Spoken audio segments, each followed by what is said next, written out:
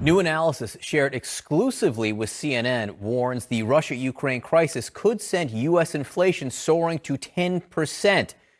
Christine Romans, our chief business correspondent, joins us now with that. That's a big number. It really is, John. You know, war in Europe could carry a high price for American consumers. President Biden acknowledging the consequences if Russia invades Ukraine. I will not pretend this will be painless.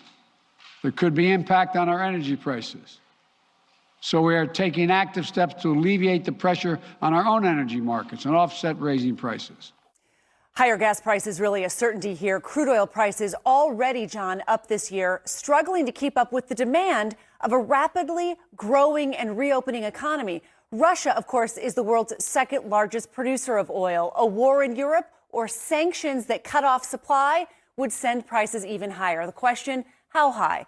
Now, if prices rise north of $110 a barrel, one estimate has annual inflation in the U.S. topping 10%. That would be the highest since 1981. Energy prices are a huge factor in this red-hot inflation hitting your household budget. January's consumer price index, 7.5%, already the fastest annual growth in 4 decades. At the pump, the national average is a 7-year high here of more than $3.50 a gallon. John, it's up 20 cents in the past month alone. Experts forecast $4 a gallon national average by the summer, worse on the West Coast. Until then, the world waits for clarity on just what Vladimir Putin's endgame is with Ukraine. John, as oil prices rise, Russia makes money. As it stands right now, a profitable situation for Vladimir Putin and the Russian economy. That's right. 150,000 troops are expensive, but when you create crisis like this for Putin, it helps pay for itself. Christine Romans, terrific reporting. Thank you so much. All right, more now on how inflation is hitting Americans in their wallet. Families are spending hundreds of extra dollars each month just to keep up. CNN's Vanessa Yurkevich is live in Tampa, Florida with more. Vanessa, tell us what you're seeing.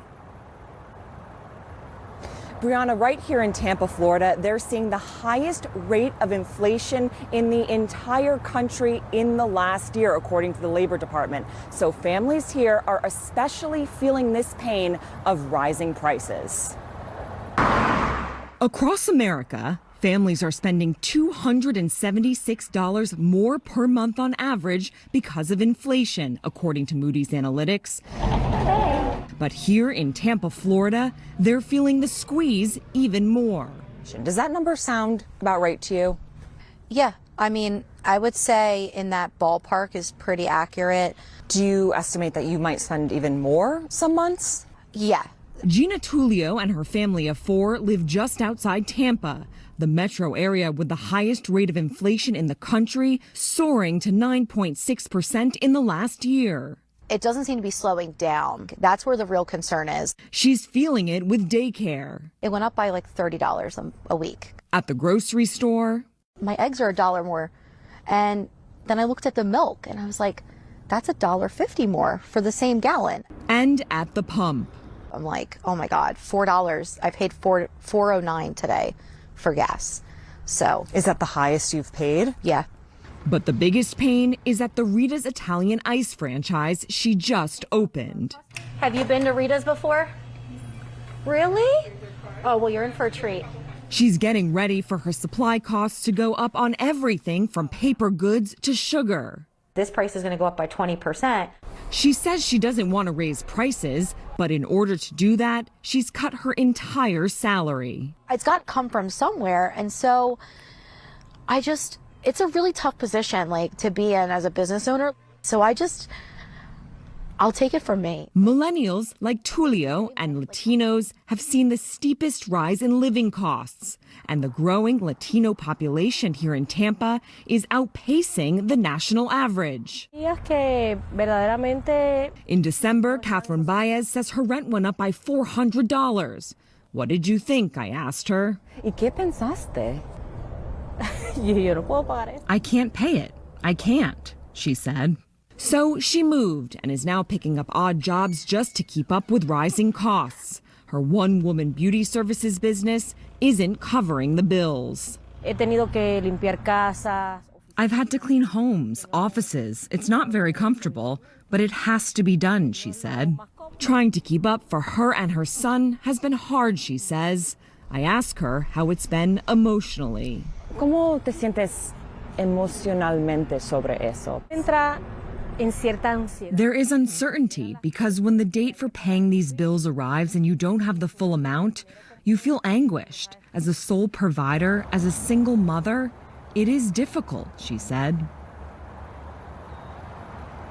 Now, there is an emotional element to these rising costs, especially for lower income Americans whose wages may not be keeping up with this inflation. Some residents we spoke to say it's up to the government to fix this.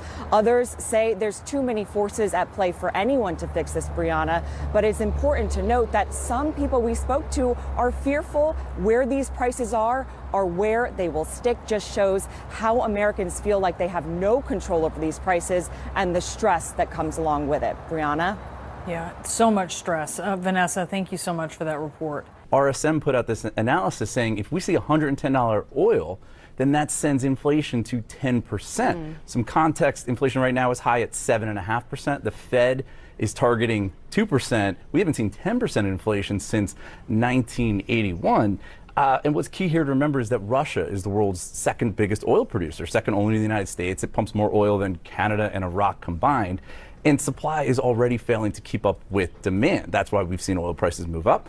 But prices at the pump also moving up, hitting $3.51 a gallon nationally today, 7-year high. In California, they're at a record in California of $4.71, above $4.71 a gallon. Not just about prices at the pump, though. We also have to think about higher oil and natural gas prices means it's more expensive to heat your home, Right. more expensive for electricity, airfare. It gets more expensive to transport goods. Companies are going to pass along some of those costs to consumers. So you put it all together, I think it's easy to see how you can get to 10% inflation. Listen, the Europeans would feel the brunt of this from a financial perspective. They're the closest. They rely on Russia the most for energy. But COVID showed that this is an interconnected economy, interconnected financial system, and something that happens on one side of the world can really impact just about everyone. Yeah, Europe gets about 40% of its gas supply from Russia as we speak. Matt Egan, thank you so much for breaking this down for us. Thank you.